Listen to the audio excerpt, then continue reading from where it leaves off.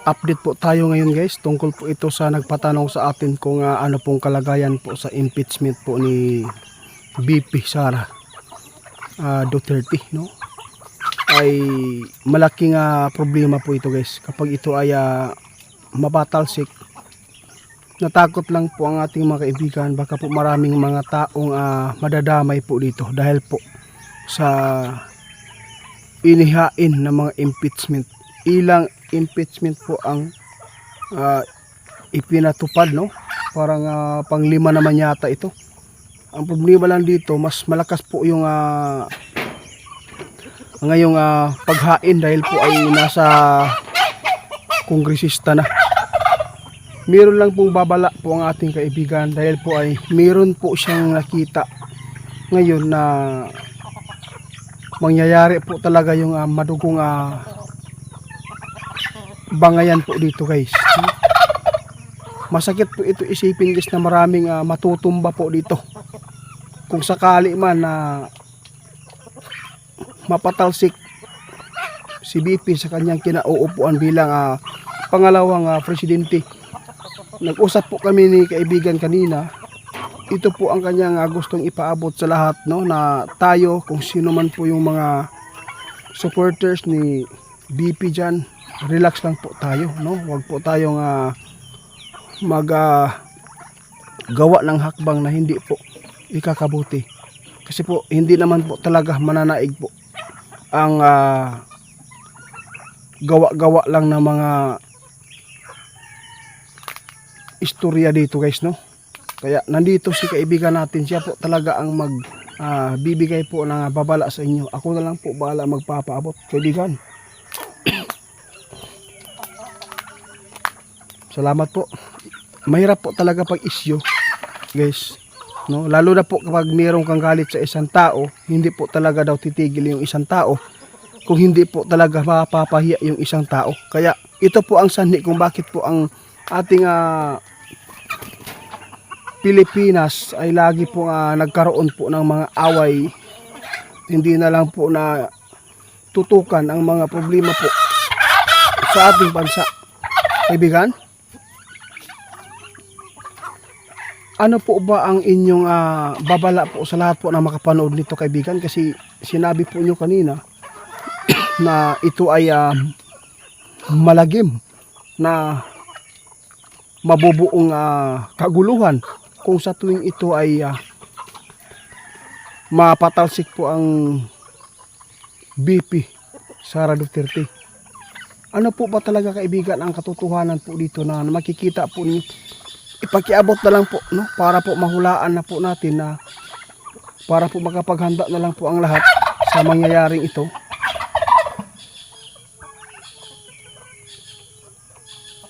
Ito ang sabi ng ating kaibigan guys. Natakot lang po ako kasi marami pong mga tao na madadamay dito. Sa tuwing ito ay mangyari guys, ito po yung sinasabi ng ating kaibigan. Gulo ang magaganap po sa impeachment mo sa Sara. No, napakasakit kasi po nakita ng ating kaibigan, maraming buhay po ang matutumba po dito, no? Mag-unay daw ang mga naasa. Alam na po nyo guys kung sino po yung magsalpukan dito guys, no? Mga kapwa natin mga Pilipino. Kaya sana po meron lang pong advice ang ating kaibigan.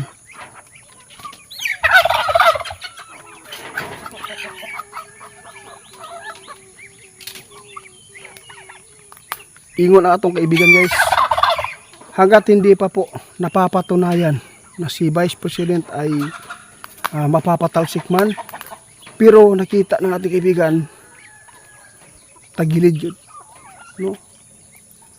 Delikado ang kalagayan ni Sara Duterte dito ngayon guys, lalo na nasa kongresista na po ang magpapasya dito na magboto, na marami na po daw talaga na bumoto sa pag-impeach po kay Sara Duterte dito. Kaya abangan na lang po natin dito guys na kung ano man po ang mangyayari pa dito, para po ay matulungan po natin na ipagdasal ang kanilang pamumuno ngayon na hindi po sana ito mangyari yung nakita ng ating kaibigan. Kaibigan, ano po ba ang magandang advice po niyo sa mga tao ngayon? Naku po.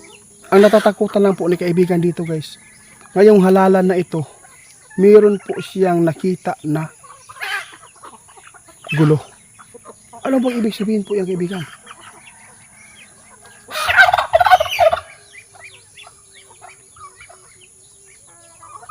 Muna problema. Guys, babala ng ating kaibigan ngayon guys, no? Para sa makapanood nito, madugo yun daw ang mahitabo nga away. Kung hindi pa man natin naranasan noon, kung sino man po yung nakaupo,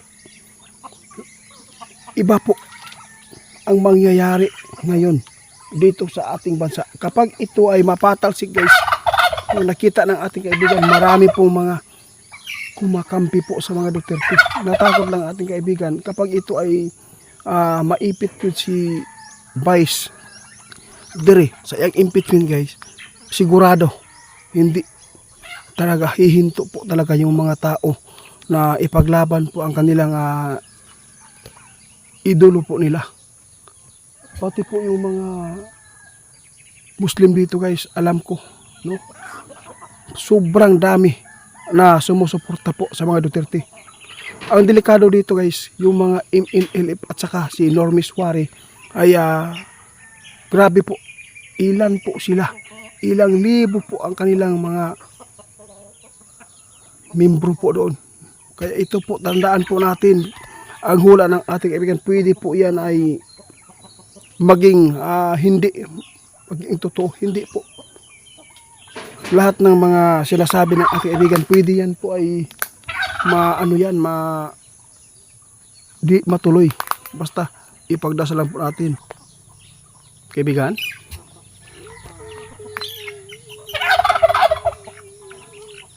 maraming salamat po sa inyong info kasi napakalaking tulong po yan. Kasi hindi naman po lahat ng hinuhulaan po ng ating kaibigan guys magkatotoo. Pero kung magkatotoo man ito, ibig sabihin yan ay ipinahintulutan po sa taas. Kung hindi magkatotoo ito guys, hindi sumang-ayon po ang ating Panginoon. Kaya maraming salamat po sa lahat po ng makapanood nito. Pakishare na lang po guys para po makabalo sila na kini ang mahitabo, para malaman po nila na ganito po ang mangyayari noon. Ngayon, kung sa tuwing ito ay palala ng palala yung bangayan po ng namumuno dito sa atin dahil po sa impeachment na yan, mayroong pong malagim po na kaguluhan. Sana po ay hindi po madadamay po yung mga tao na mga inosente. No, kung sakali man ito ay magaganap man. Ito ay babala guys, na ito po ang nakikita ng ating kaibigan. Sana po ay tulungan natin na ipagdasal ang ating bansa na sana ay magkaayos yung mga kapwa nating Pilipino, na hindi sana mag-away-away dahil po meron po tayong dapat po na tutukan ng mga kalaban po natin tulad po ng China. Sana po ay maintindihan po ng mga bawat sumusuporta po sa mga namumuno ngayon, no, dapat po ay neutral po tayo para hindi po lumalim at madugo ng mga patayan dito sa ating bansa. Nakita yun ni kaibigan guys, daghan tao na matumba diri kung sakali man mangyari ang pagpapatalsik ng ating kaibigan. Salamat kaibigan sa info po